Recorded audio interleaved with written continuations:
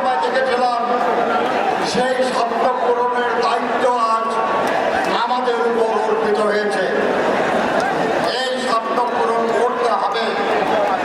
এই লড়াইকে বিপদগামী করার জন্য চক্রান্তকারীরা, বিগত সরকারের সুবিধাভোগীরা নানাভাবে চেষ্টা করছে। তাদের এই অপচেষ্টা রুখে দিতে হবে। এই মুহূর্তে শান্তি এবং শৃঙ্খলা সময়ের দাবি। কারণ আমরা স্বৈরাচারের পতন চেয়েছিলাম, একবার লড়াই করেছিলাম, শুধু এই সরকারের পতনের জন্য নয়।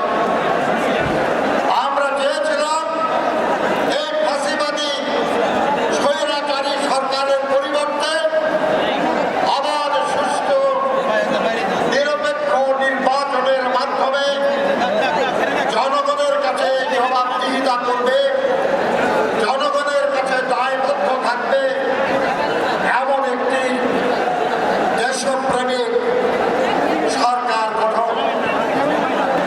যে প্রক্রিয়া চলছে, এই প্রক্রিয়ায় এমন একটি নির্বাচনের পরিস্থিতি তৈরি হবে এবং সেই পরিস্থিতিতে আগামী দিনের সেই নির্বাচনের জন্য আমি এখন থেকে আপনাদেরকে প্রস্তুত হওয়ার আহ্বান জানাই।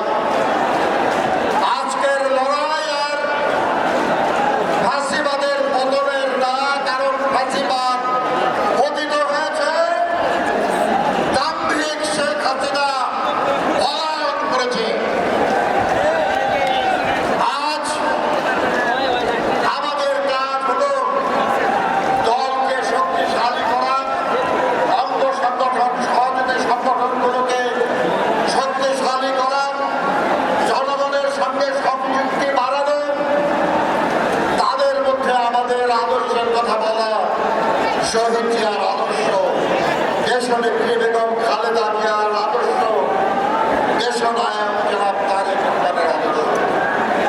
তার ভিত্তিতে দলত্ব করতে হবে, যাতে করে অবাধ সুষ্ঠু নিরপেক্ষ নির্বাচনের মাধ্যমে আমরা জনগণের জনপ্রিয় সমর্থনের মাধ্যমে এই দেশটাকে পুনরায় শহীদ জিয়ার আদলে সমৃদ্ধ বাংলাদেশ হিসাবে, মানবিক বাংলাদেশ হিসাবে, প্রকৃত গণতান্ত্রিক বাংলাদেশ হিসাবে গড়ে তুলতে পারি।